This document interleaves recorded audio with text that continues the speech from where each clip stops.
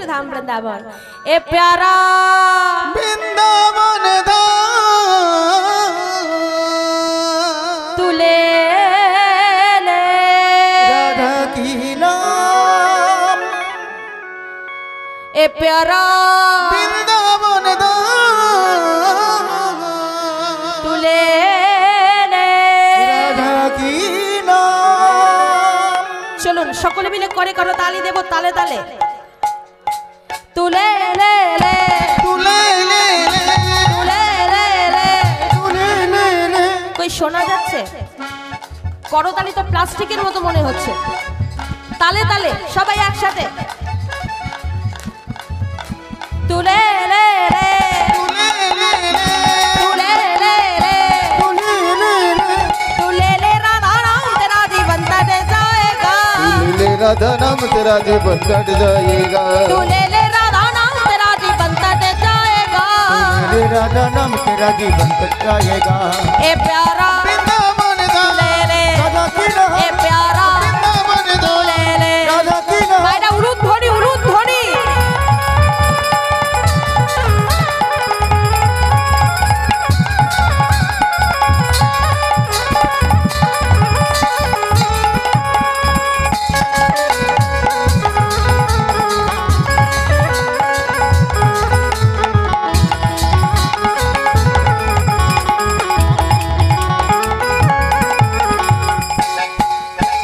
वृंदावन है सबसे प्यारा और प्यारा कोई नहीं। वृंदावन में सबसे प्यारा और प्यारा कोई नहीं। ए वृंदावन में यदि गली में राधे राधे होई होई। वृंदावन में अली गली में राधे राधे होई होई। वृंदावन है सबसे प्यारा और प्यारा कोई नहीं। वृंदावन में सबसे प्यारा और प्यारा कोई नहीं। ए वृंदावन में यदि गली में राधे राधे होई होई। वृंदावन में अली गली में राधे राधे होई होई।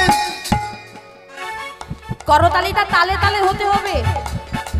তালে তালে सबसे प्यारा नाम ले ले राधा सबसे प्यारा नाम ले ले राधा नाम। ये सबसे प्यारा नाम ले ले राधा नाम। तू ले ले ले तू ले ले ले तू ले ले ले। तू ले ले ले। এই যে হাত থাকতে যেগুলো করতালি দিচ্ছে না, আস্তে আস্তে হাত থাকতে যেগুলো করতালি দিচ্ছে না, ভজনের দেহ পেয়ে সাধনের দেহ পেয়ে যদি এইটুকু ভজন আমরা না করতে পারি, মাগো এটুকু ভজন যদি না করতে পারি, যেতে যেতে একদিন আর আসতে একদিন, মাঝখানে পড়ে থাকে দুদিন। এইবার লক্ষ্য করুন, তার মাঝখানে আজকালকার কলিযুগের মানুষের কোনো গ্যারান্টি নেই। একবার পায়খানা দুবার বমি কি করবে মাতর জমা জমি। হ্যাঁ, যাই থাকুক সবই ছেড়ে দিয়ে চলে যেতে হবে।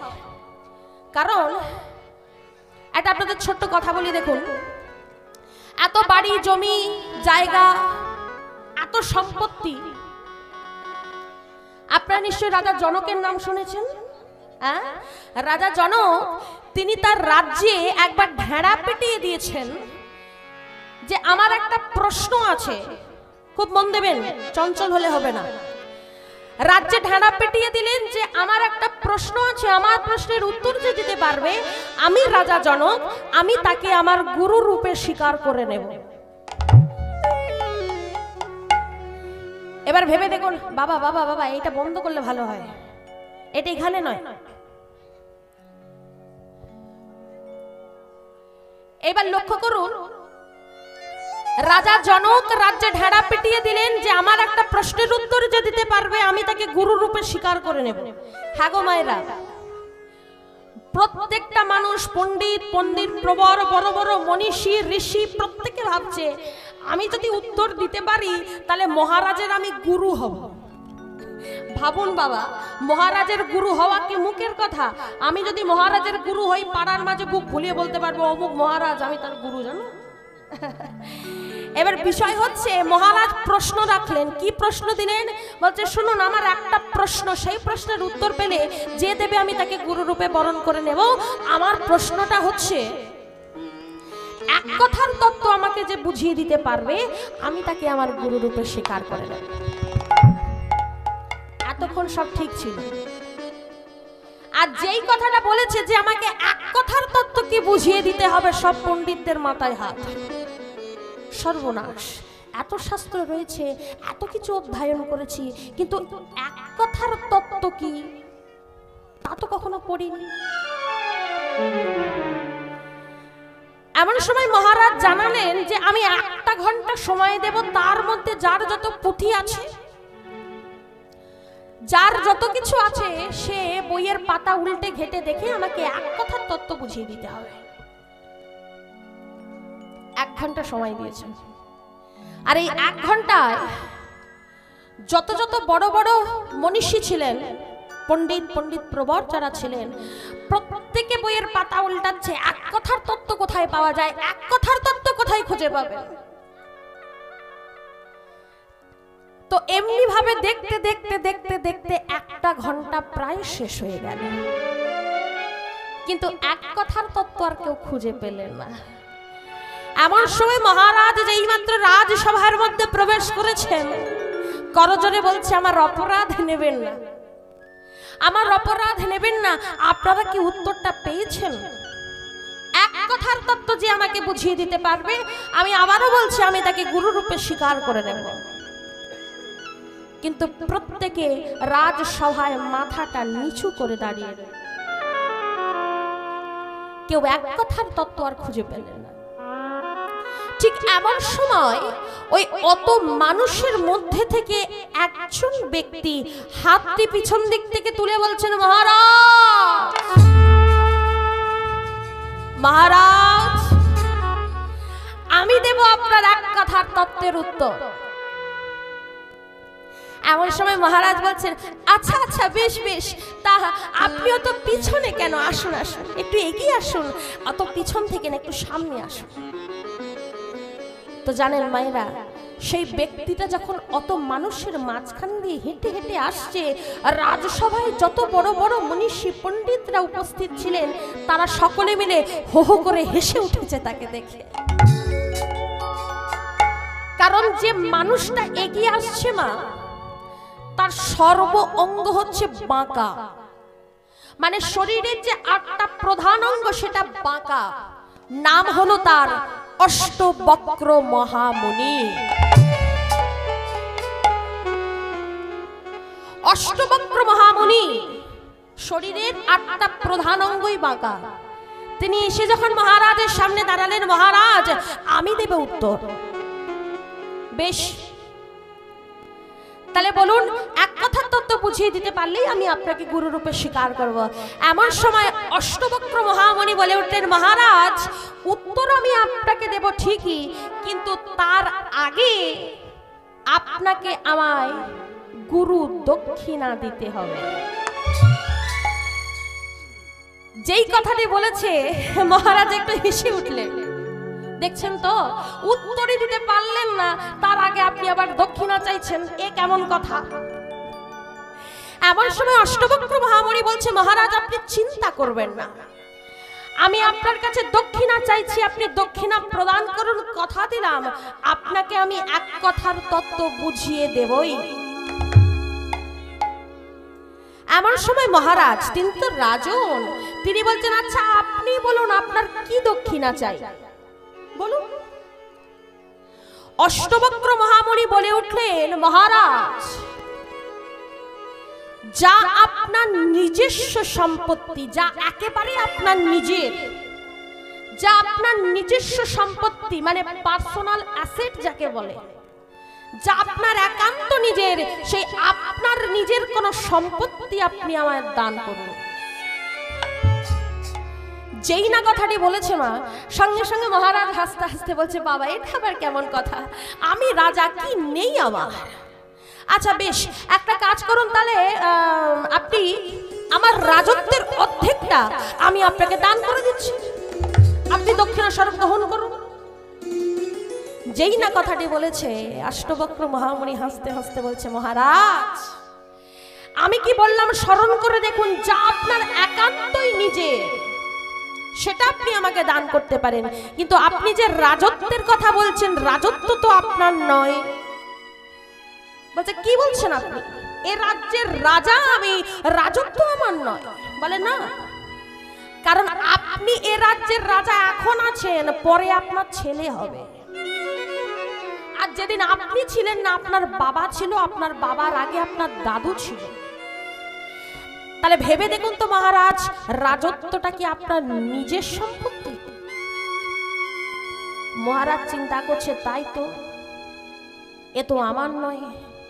আচ্ছা বেশ, তা মুনিবর আপনি রাজত্ব নেবেন না, তাহলে এক কাজ করুন, এই যে আমার সোনার সিংহাসনটা রয়েছে অষ্ট ধাতু দ্বারা নির্মিত সোনার সিংহাসন, এই সিংহাসনটা আমি আপনাকে দান করতে পারি। মহামুনি বলছেন, মহারাজ এ সিংহাসন তো আপনার নয়, এ সিংহাসনে আপনার দাদু বসেছে, তারপরে আপনার বাবা বসেছে, এখন আপনি বসছেন, আপনার পরে আপনার ছেলে বসবে, তাহলে সিংহাসন কি আপনার? আপনার নয়। মহারাজ দেখছে মহা মুশকিল হলো তো, রাজত্ব আমার নয়, সিংহাসন আমার নয়। আচ্ছা বেশ, তাহলে আমি যাকে বিবাহ করে নিয়ে এসেছি আমার স্ত্রী, সে তো আমার, তাহলে আমার স্ত্রীকে আমি আপনার কাছে দক্ষিণা স্বরূপ দান করতে পারি। মহামুনি হাসতে হাসতে বলছে, মহারাজ স্ত্রী যদি আপনার পার্সোনাল অ্যাসেট হবে, আপনি যেদিন মরবেন সেদিন কেউ আপনার সঙ্গে যাবে? হরিবল হরিবল। মহারাজ পড়েছে মহা বিপদে, তাই তো। আচ্ছা বেশ, তাহলে আমার ছেলেকে আপনাকে দান করতে পারি। বলে সেও তো একই ব্যাপার, আপনি বললেও তো আপনার ছেলে সঙ্গে যাবে না। যেই কথাটি বলেছে মহারাজের মাথা খারাপ হয়ে যাচ্ছে, তাহলে দেব কি? এমন সময় মহামণিকে বলছেন, কি বলছেন আপনি? রাজত্ব আমার নয়, সিংহাসন আমার নয়, স্ত্রী আমার নয়, ছেলে আমার নয়, কোনো কিছুই কি আমার নয়? অষ্টবক্র মহামণি হাসতে হাসতে বলছে, মহারাজ এই যে আপনি বলছেন ছেলে আপনার নয়, স্ত্রী আপনার নয়, রাজত্ব আপনার নয়, সিংহাসন আপনার নয়, তাহলে আমি আপনাকে বলি শুনুন, এই এক কথার তত্ত্ব হলো নয়। সবই নয়, সবই নয়, সবই নয়, সবই নয়, সবই নয়, সবই নয়, সবই নয়, সবই নয়, এ যে দুদিনে অভিনয়, সবই নয়, সবই নয়, দুদিনে নিতাই গৌর হরি হরি বল, হরি বল। সবই নয়, সবই নয়। ও মায়েরা, তাহলে কি হলো? এক কথার তত্ত্ব হলো নয়। এক কথার তত্ত্ব হলো নয়। আপনারা যদি নয়ের ঘরের নামটা দেখেন বাবা, সেখানেও বুঝতে পারবেন। নয়ের ঘরের যদি নামটা দেখেন, সেখানে দেখলে বুঝতে পারবেন, নয় একে নয়, ন দুয়ে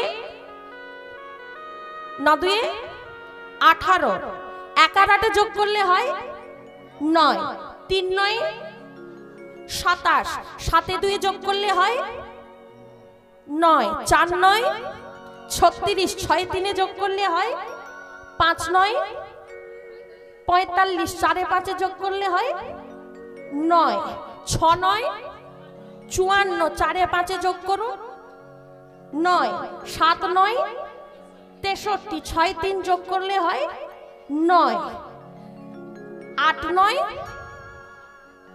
7 2 যোগ করলে হয় 9, 9 9 81, 8 আর 1 যোগ করলে হয় 9, আর 9 10 90, 9 এর সঙ্গে 0 যোগ করলে হাতে পড়ে থাকে 9।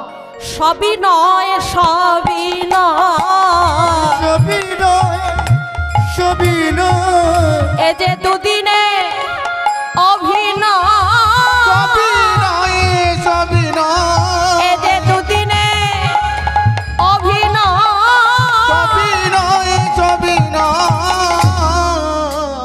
তাহলে কোনো কিছুই আমার নয়, এসেছি একা যাব একা। তাই হাত দুটো যখন ভগবান দিয়েছে, এ জন্মে হাত থেকে কাজে লাগাও। যদি কাজে না লাগাতে পারো, পরের জন্মে কি ওই হাত দুটো থাকবে কিনা এ গ্যারান্টি কেউ দিতে পারবে না। কেমন? তাহলে ছিলাম কোথায়?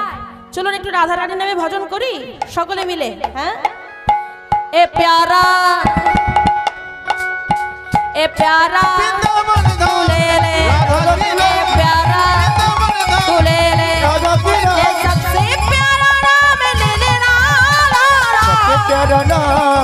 লে রাধা নাম তুলে লে লে তুলে লে লে তুলে লে লে তুলে লে লে এই যে বলছে তু লে লে লে কি নিতে বলছে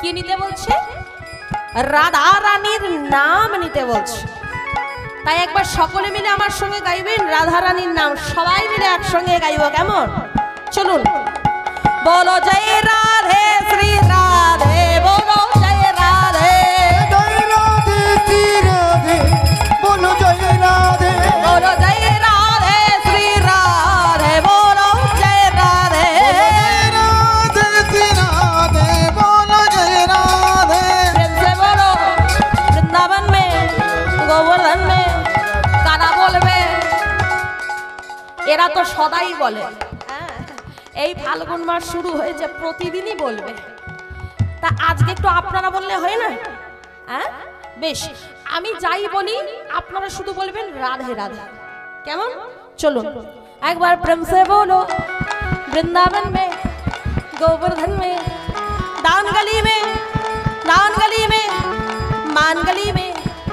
मान गली में निधुवन में तालवन में तमालवन में प्रेम से बोलो मन में बोलो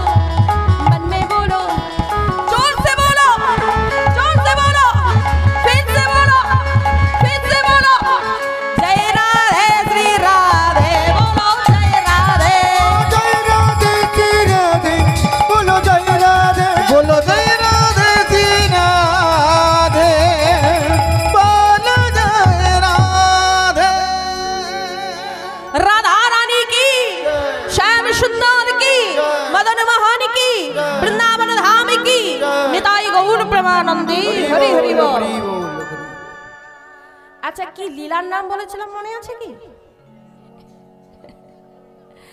হ্যাঁ ভগবান শ্রীকৃষ্ণের গিরি গোবর্ধন ধারণ বেশ তাহলে চলে এলাম বৃন্দাবন খুব মন দিয়ে শুনবেন আমি গল্পের মতো করে বলবো যাতে বুঝতে সবার সুবিধা হয় চলে এলাম বৃন্দাবনে এসে কি দেখছি ও মায়েরা আজকে আপনাদের বৃন্দাবনটা একটু তাকিয়ে দেখুন তো সুন্দর লাগছে না দেখতে হ্যাঁ কি সুন্দর চারিদিকে সাজানো হয়েছে রাধা মদন মোহনের সেবা হয়েছে আর দেখুন গৃহস্থের আঙিনায় আপনারা পাড়া প্রতিবেশী সব একত্রিত হয়েছেন তাহলে আমরা কি জানি মা পুজো যেখানে হয় আমরা সকলে কি উপস্থিত হই তাই তো বৃন্দাবনে আজকে এরকম একটি পুজো হচ্ছে পুজোটার নাম কি বৃন্দাবনে আজকে যার পুজো হচ্ছে তার নাম হচ্ছে দেবরাজ ইন্দ্রের পূজা মনে রাখবেন আমি কিন্তু একা বকে যাব হবে না মাঝে মাঝে কিন্তু আমি জিজ্ঞাসা করব বলতে হবে তাহলে আজকে বৃন্দাবনে কার পূজা হচ্ছে দেবরাজ ইন্দ্রের পূজা হচ্ছে আর দেখুন আজকে আপনাদের বৃন্দাবনে পুজোকে কেন্দ্র করে আপনারা সবাই এসেছেন শুধু তাই নয় মায়েরা আবার কি সুন্দর সব সাজুগুজু করে এসেছে না পাড়ায় যদি কোনো পুজো হয় আমরা যে যেখানে আজ একটা ভালো জামা একটু সুন্দর করে চুল আঁচড়ে একটু সুন্দর সেজে গুজে যাই তাই না আজকে বৃন্দাবনে যখন পূজা হচ্ছে মা একদম 8 বছর থেকে 80 বছর পর্যন্ত বৃন্দাবনে যত বৃদ্ধ বৃদ্ধা বালো যুবা যারা ছিল সকলেই আজকে সেজে গুজে চলেছে সেই পূজার উদ্দেশ্যে শোভাটি কেমন পদকর্তানি দ্বারা এক পাশ থেকে কলম দিচ্ছেন ওই না একদিন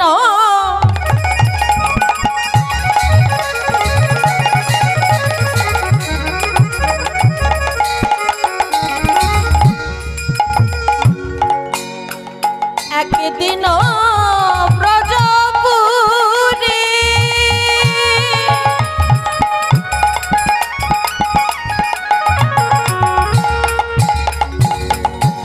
ইন্দ্র পূজা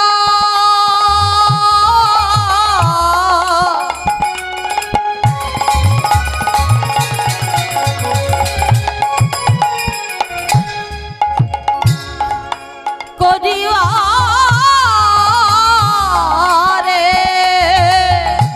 একদিন ব্রজপুরে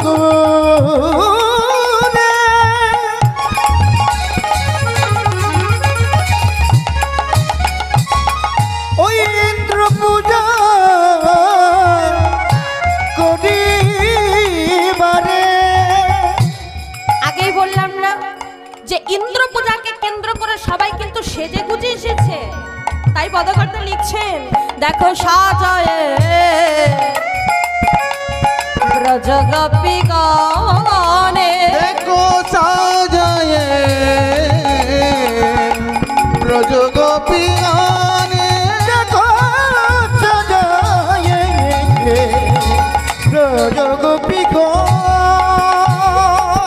বৃন্দাবনে আজ সাজো সাজো বৃন্দাবনিয়া সাজো সাজো, আজ হবে মহা উৎসব, বৃন্দাবনিয়া সাজো সাজো, আরে হবে ওই না তাহে কত কলরে, মোঘা মোঘা উৎসব, ওই না তাহে কত কলরে,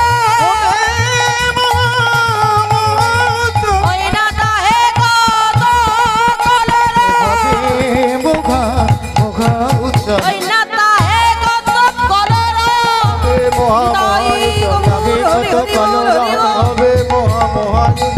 বৃন্দাবনে আজ সাজো সাজো সাজায়ে সাজায়ে গোপী গণে। তাহলে বৃন্দাবনে যখন পুজো হচ্ছে মা, সবাই সেজে গুজে পৌঁছে গেছে।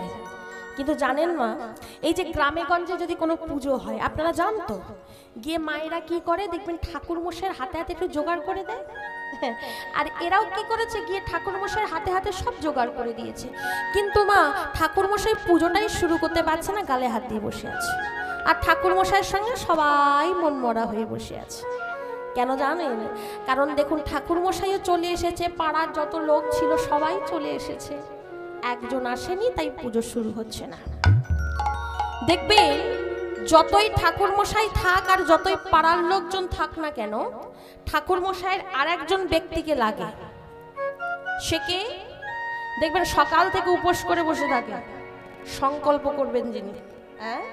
আর বৃন্দাবনে এই ইন্দ্র পূজার যিনি সংকল্প করবেন, তিনি আর অন্য কেউ নয়, তিনি হচ্ছেন ভগবান শ্রীকৃষ্ণের পিতা নন্দ মহারাজ।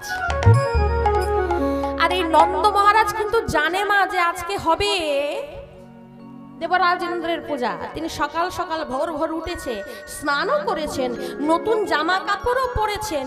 এবার হয়েছে কি, কথায় বলে বিপদ বলে কয়ে আসে, আসে না।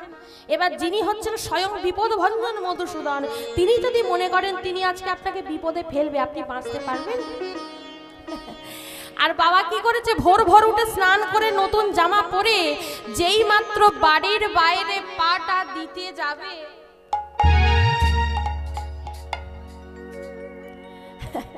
ঘটেছে এক বিপদ। বাড়ির বাইরে পাটা দিতে যাবে এমন সময় দেখে নন্দরাজের ধুতিটা যেন পিছন দিকে কোথাও আটকে গেছে।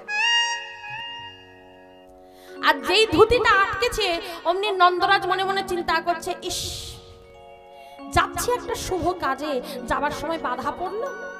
হ্যাঁ গো মায়েরা, এখানে যারা আমার মায়েরা বসে আছে, ধরুন বাজারে যাচ্ছেন, হঠাৎ আনমনে চৌকাটে হোঁচট খেলেন, কি মনে হবে? মনে হয় না যে যাচ্ছি বাবা রাস্তায়, না জানি কি হবে না হবে। তো এমন সময় নন্দরাজ মনে মনে ভাবছে, ধুর, বেরোনোর সময় ধুতিটা আটকে গেল, বেরোতেই বাধা, না না না, আমি আর পিছন দিকে ফিরে তাকাবো না, আমি বরং না তাকিয়ে দেখি আমার ধুতিটা আটকেছে কোথায়। এই বলে মা পিছনে তাকায়নি, কিন্তু না তাকিয়ে ধুতিটা টেনে ছাড়ানোর চেষ্টা করছে। কিন্তু নন্দরাজ দেখছে যে ধুতি যত টানছে, ধুতি ছেড়ে আসা তো দূরের কথা, ও ধুতি যেন আষ্টে পৃষ্ঠে আরো জড়িয়ে যাচ্ছে। নন্দরাজ দেখছে পড়লাম তো মহাবিপদে, এদিকে বেলা বহে যায়, সেদিকে সবাই অপেক্ষা করছে আমার জন্য, আমি যতক্ষণ না যাবো পুজো হবে না। কি করা যায়? না না, আমি বরঞ্চ পিছনে তাকিয়ে দেখি আমার ধুতিটা কোথায় আটকেছে। এই বলে মা যেই মাত্র নন্দরাজ পিছন ফিরে দাঁড়িয়েছে, চোখ কেন জানেন? কারণ পিছনের দিকে তাকিয়ে দেখছো ধুতি কোথাও আটকায়নি। তারই ছোট্ট ছেলে কৃষ্ণ বাবা ধুতিটা পিছন দিক থেকে টেনে ধরে খিলখিল করে হাসছে। নন্দরাজ রেগে গিয়ে বলে, হ্যাঁ রে ছেলে, তুই তো দেখছিস আমি যাচ্ছি একটা শুভ কাজে, দিলি তো বাবা বাধা দিয়ে। এমন সময় ছোট্ট কৃষ্ণ তার বাবাকে বলছে, ও বাবা, এত সকাল সকাল এত সুন্দর করে সেজে গুজে কোথায় যাওয়া হচ্ছে শুনি? নন্দরাজ বলছে, কেন রে, সবাই জানি আর তুই জানিস না? কি বাবা? বলে, তুই জানিস না বৃন্দাবনে আজকে দেবরাজেন্দ্রের পূজা, সবাই যাচ্ছে, সবাই তো চলে গেল। কৃষ্ণ বলছে, দেখেছো তো বাবা, সবাই চলে গেল। এদিকে মুখেই বলে সব আমায় কত না ভালোবাসে, আর কেউ আমাকে না নিয়েই চলে গেল। এবার আমি কার সঙ্গে যাব বলো দেখি? এমন সময় কৃষ্ণ বলছে, ও বাবা শোনো না বাবা, তুমি তো যাচ্ছ, তা সবাই যখন চলে গেল আমি কার সঙ্গে যাব বলো? ও বাবা, তুমি একটু আমাকে নিয়ে যাবে তোমার সঙ্গে? যেই বলেছে সঙ্গে সঙ্গে নন্দরাজা দেখছে সর্বনাশ, এ ছেলেকে যদি সঙ্গে করে নিয়ে যাই, কে বলতে পারে আজ পুজো বোধ হয় আর হবে না। কারণ তিনি তো বাবা। হ্যাঁ গো মায়েরা, সন্তানকে বাবা মায়ের থেকে ভালো আর কে চিনতে পারে, তাই না? বাবা মনে মনে ভাবছে ছেলে আমার খুব ভালো, একে নিয়ে গেলে পুজো হবে কিনা সন্দেহ, তা বুঝিয়ে বাজিয়ে ঘরে রেখে যেতে হবে। আমার সময় বলছে, ও কৃষ্ণ শোন না বাবা, ঘরে তো তোর মা আছে, খানিকটা পরেই তোর মা যাবে, এক কাজ কর বাবা, মায়ের সঙ্গে চলে যাবি, আমায় ছেড়ে দে, কেমন? কৃষ্ণ বলছে, বাবা তুমি খুব ভালো করে জানো আমি একবার যা বলি তা কিন্তু করেই ছাড়ি, তা তুমি নিয়ে যাবে কিনা বলো? যদি না নিয়ে যাও তোমার যাওয়াটাও বন্ধ হয়ে যাবে। নন্দরাজ দেখছে ভারী বিপদে পড়লাম, তবে বেশ, তুই আমার ছেলে আর আমি তোর বাবা, দেখি আজকে তুই কেমন করে দুষ্টুমি করিস। এমন সময় মনে মনে ভাবছে, তোর তো প্রত্যেক দিন দুষ্টুমি কর, আজ তোকে জব্দ করবো, দেখ কেমন করে। কৃষ্ণকে বলছে, এই যাবি তো আমার সঙ্গে? বলে হ্যাঁ। বলে তাহলে কথা দে, রাস্তা দিয়ে যখন যাবি, যাবার সময় তুই কিন্তু আমাকে কোনো প্রশ্ন করতে পারবি না। অন্তর্যামী ভগবান আমার অন্তরে অন্তরে হেসে উঠলো, বাবা আমাকে তুমি জব্দ করতে চাইছো? চিন্তা করো না, আইন যেমন আছে আইনের ফাঁকও তেমন আছে। এমন সময় কৃষ্ণ বাবাকে বলছে, ও বাবা এই দেখো, আমি কৃষ্ণ তোমাকে ছুঁয়ে কথা দিচ্ছি, রাস্তা দিয়ে যখন আমি যাব আমি তোমায় কোনো প্রশ্ন করব না। জানেন মায়েরা, কৃষ্ণ তো খুব কথা বলে, রাস্তায় যেতে যেতে বাবাকে এমন এমন কিছু প্রশ্ন করে, বাবা তো উত্তর দিতেই পারে না, সব কথা মাথার উপর দিয়ে যায়। তাই মনে মনে ভাবছে মুখটা বন্ধ করলে আমাকে একটু শান্তি দেবে, তাই বলছে রাস্তা দিয়ে যাওয়ার সময় কোনো প্রশ্ন করবি না, চুপচাপ চলে যাবে। তা কৃষ্ণ কথা দিল। এমন সময় বলছে, শোন বাবা, যা যা যা, মায়ের কাছে যা, গিয়ে মাকে বলবি তুই তো আমার ছেলে, তুই বৃন্দাবনের রাজার ছেলে, কেমন তোকে যেন একটু সুন্দর করে সাজিয়ে দেয়। এবার কৃষ্ণ অন্দরমহলে মায়ের কাছে যাচ্ছে। মা, ও মা, আমি না একটু ওই বাবার সঙ্গে যাব যেখানে ইন্দ্র পূজা হচ্ছে, এক কাজ করো তো মা, আমাকে একটু সুন্দর করে সাজিয়ে দাও, কেমন? এই বলে যশোমতী মা আমার আজকে গোপালকে সাজাতে বসেছে, বাবার সঙ্গে যাবে বলে। কেমন ভাবে সাজছে? আজ গোপাল যাবে বাবার সঙ্গে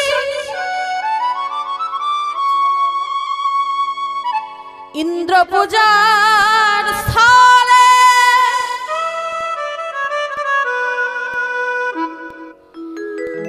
লীলা প্রকাশিবে গোপাল, ভাবে মনে মনে।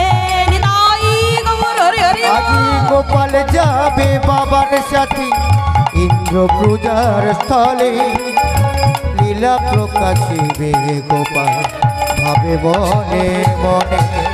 গোপাল যাবে বাবার সাথে ইন্দ্র পূজার স্থলে, লীলা প্রকাশিবে গোপাল, ভাবে মনে মনে। হাতে দিল মোহনে বাঁশি, মাথায় বাঁধে চূড়া, চরণে পরায় নূপুর, গলে বনমালা। হাতে দিল মোহনে বাঁশি, মাথায় বাঁধে চূড়া, চরণে পরালো নূপুর, গলে দিল মালা। হাতে দিল মোহনে বাঁশি, মাথায় বাঁধে চূড়া, চরণে পরায় নূপুর, গলে বনমালা। হাতে দিল মোহনে বাঁশি, মাথায় বাঁধে চূড়া, চরণে পরালো নূপুর, গলে দিল মালা। আজ গোপাল যাবে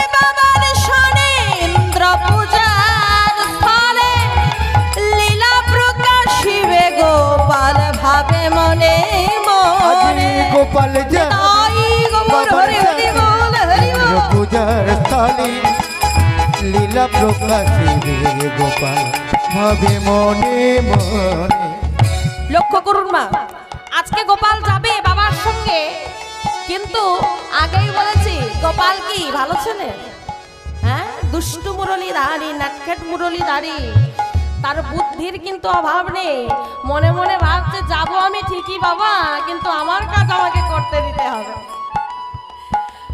কারণ গোপাল আমার মনে মনে ভাবছে দেবরাজ ইন্দ্র, ৩৩ কোটি দেবদেবী, তাদের রাজা তুমি, দেবরাজ, কিন্তু বাড়তে বাড়তে বাড়তে এতবার তুমি বেড়েছো। কথাতেই আছে অতি বার বেরো না, ঝড়ে পড়ে যাবে, আর অতি ছোট হইও না। পরেরটা বলতে নেই। ওইটার বলতে নাই মা, হরি বল শোন না, হরি বল হরি বল। তাই বলছে শোনো দেবরাজ, এত অহংকার আমি সহ্য করব না। ইন্দ্রের অহং নাশকারী লীলা প্রকাশিবে, অপরাধের সাজা ইন্দ্র নিশ্চয় পাইবে। এইবার বলি মায়েরা, এই যে দেবরাজ ইন্দ্রকে বলছে এত অহংকার সহ্য আমি করব না। আপনারা নিশ্চয়ই জানেন ভগবান সব সহ্য করে মা, দুটো জিনিস নয়, এক হচ্ছে অহংকার আর এক হচ্ছে ভক্তের নয়নের জল ভগবান সহ্য করতে পারে না। কারণ দেখুন দেবরাজ ইন্দ্র এত অহংকার তার, ভগবান বলছে ৩৩ কোটি দেবদেবী তার পুজোর আগের দিন আমার চরণে এসে একটা প্রণাম করে যায়, একটা অনুমতি নিয়ে যায়, আর তোমার মাথায় সোনার মুকুট পরে মাথাটা এত ভারী হয়েছে যে ওটা আমার চরণে এসে একটু নিচু হয় না। চিন্তা করো না, এত অহংকার আমি তোমার চূর্ণ করবই করব। তাছাড়াও তুমি বাড়তে বাড়তে বাড়তে বাড়তে অনেকবার বেড়েছো। কৃষ্ণা মনির ছেলে বিশ্বরূপকে সন্দেহের বশে তুমি মেরে ফেলেছো, তোমার ভাষা সাজা হয়নি। এছাড়া গুরুপত্নী হরণ করি করিলা সম্ভব, পাপের সাম্রাজ্য তোমার আজি ধ্বংস।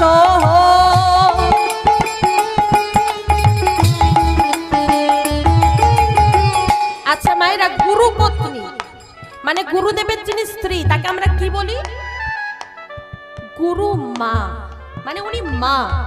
আর এনাকেই গুরুদেবের পত্নীকে দেবরাজ ইন্দ্র কামনার বশে হরণ করে নিয়ে এসেছিলেন। তাই ভগবান বলছে গুরুপত্নী হরণ করি করিলা সম্ভব, এই পাপের সাম্রাজ্য তোমার আজি ধ্বংস। গোপাল যাবে বাবার সাথে ইন্দ্র নিতাই গৌর হরি হরি বল হরি বল। লীলা প্রকাশিবে গোপাল ভাবে মনে মনে। ওই গোপাল যাবে বাবার সাথে ইন্দ্র পূজা স্থলে লীলা প্রকাশিবে গোপাল ভাবে মনে মনে।